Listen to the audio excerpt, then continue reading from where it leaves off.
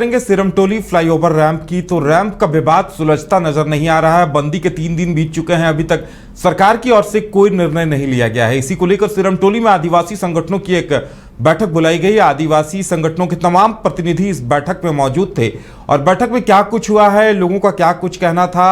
ये तमाम चीजें जानने के लिए हम सीधे जुड़ेंगे अपनी संवाददाता अलीसा से, जो इस बैठक के दौरान वहां पर मौजूद थी। अलीसा, इस बैठक में क्या कुछ हुआ, किन मुद्दों पर सहमति बनी है? बिल्कुल, देखिए उदय, जिस तरीके से बीते दिनों से ही सिरमटोली फ्लाईओवर को कहीं ना कहीं लेकर, रैंप को लेकर जो विवाद चल रही थी, ऐसे में देखिए विवाद इतना बढ़ गया कि शनिवार को जिस तरीके से रांची बंदी बुलाई गई थी और इसका असर बढ़ चढ़कर देखने को मिला था। करीबन 40 संगठनों के द्वारा ही तमाम जो लोग हैं वो मिलकर इस विवाद को कर रहे थे और कहीं ना कहीं उनकी मांग है कि सिरमटोली फ्लाईओवर जो रैंप है उस रैंप को हटाया जाए, क्योंकि आने वाले समय में सरहुल का पर्व है और सरहुल के पर्व में तमाम जो लोग हैं, चाहे वो रांची की बात करूं, रांची से अलग अलग जिलों की बात करूं, तमाम जगहों से लोग पहुंचते हैं और देखिए बड़ी संख्या में करीबन 3 से 4 लाख लोगों की भीड़ भी उमड़ती है। और जब लोग वहां पे पहुंचेंगे तो ऐसे में जो रैंप उतारा गया है वो सरना स्थल के जस्ट बगल में ही उतारा गया। तो साफ तौर पर उनका कहना है कि हमारे पूजा स्थल की जगह पे रैंप उतारने की वजह से हमें कहीं ना कहीं प्रॉब्लम होगी, तकलीफ होगी, और जब लोग आएंगे यहाँ पे एकजुट होंगे सरहुल का पर्व मनाने के लिए, सेलिब्रेट करने के लिए, तो ऐसे में बड़ी संख्या की कागात पे कहीं ना कहीं इतनी भीड़ होगी कि ऐसे में परेशानी उत्पन्न हो सकती है। तो देखिए विवाद तो कई दिनों से चल रहा था, कई महीनों से चल रहा था, लेकिन हाल के दिनों में जिस तरीके से रांची बंदी बुलाया गया था, उसके बाद मार्च भी निकाला गया था और देखिए उसके तहत आज समीक्षा बैठक भी की गई है और बैठक में साफ तौर पर निर्णय लिया गया है उदय कि अगर सरकार की तरफ से अब भी कोई आदेश नहीं दिया जाता, अब भी कोई कदम नहीं उठाया जाता, तो ये सामाजिक संगठन के द्वारा ही ये पूरा जो रैंप है उसको तोड़ने का काम किया जाएगा। संगठन के द्वारा ही ये बात रखी गई है और आपको बता दूं कि इसमें तमाम जो संगठन है, मैंने पहले बताया कि 40 से अधिक लगभग 40 संगठन जो है वो एक साथ मिलकर इस तरीके का विरोध प्रदर्शन कर रहे थे। लेकिन आज जब बैठक हुई तो बैठक में करीबन 16 से 17 जो संगठन के लोग हैं वही शामिल हुए थे उदय, और उनका ये साफ तौर पे कहना है कि अगर इस रैंप को नहीं हटाया जाता है तो रैंप को हटाने का काम सामाजिक संगठनों के द्वारा किया जाएगा। अब देखने वाली बात होगी कि क्या आने वाले समय में ये रैंप को हटाया जाता है सरकार के द्वारा या फिर खुद सामाजिक संगठनों के द्वारा ये रैंप को तोड़ने का काम किया जाएगा। हालांकि देखिए पूरे तमाम चीज़ों को लेकर अभी तक इस डेट का निर्णय नहीं लिया गया उदय, क्योंकि आने वाले समय में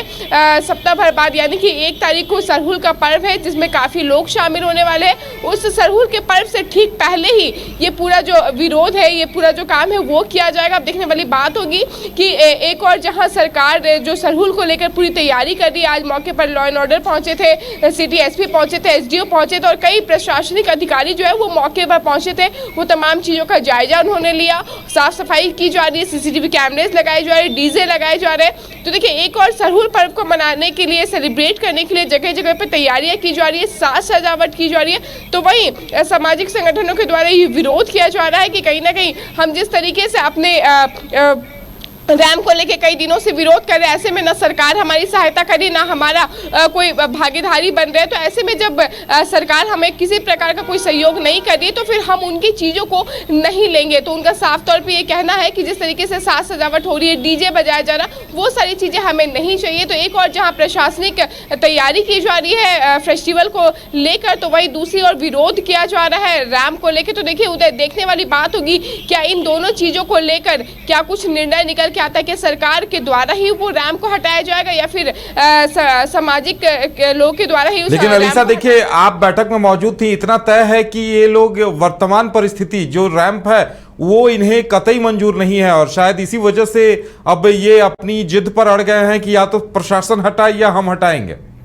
बिल्कुल उदय, देखिए तमाम चीज़ों को लेकर इनका विरोध जो है वो काफ़ी लंबे समय से चल रहा है। इनका लंबे समय से एक ही चीज़ को विरोध है कि ये जो रैंप बनाया गया, फ्लाईओवर रैंप जो बनाया गया, वो हमारे पूजा स्थल यानी कि सरना स्थल के जगह से ही उतारा गया। तो ऐसे में बहुत थोड़ा सा डिस्टेंस एरिया बचता है, जिसकी वजह से कहीं ना कहीं जाम जो है वो आए दिन झेलना पड़ेगा। तो मंदिर के पास अगर जाम होती है तो समस्या केवल इन लोगों को ही होगी, ऐसा इनका साफ तौर पर कहना है। हालांकि देखने वाली बात होगी उदय की तमाम चीज़ों को लेकर लेकर प्रशासन कब तक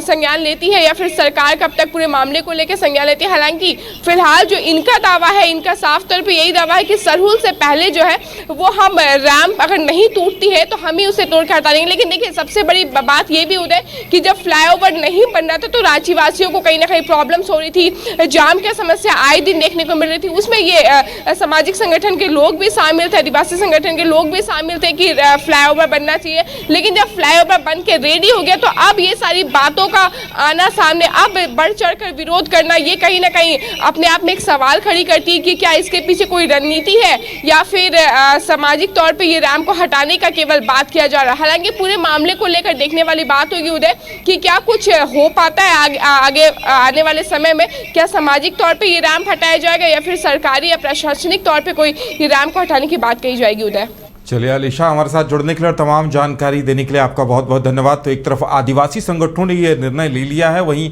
सरकार यानी प्रशासन तक भी इस निर्णय की जानकारी पहुंच गई है। देखने वाली बात यह होगी कि समाधान निकलता है या आदिवासी संगठन खुद सड़क पर फिर उतरते हैं रैंप को तोड़ने के लिए।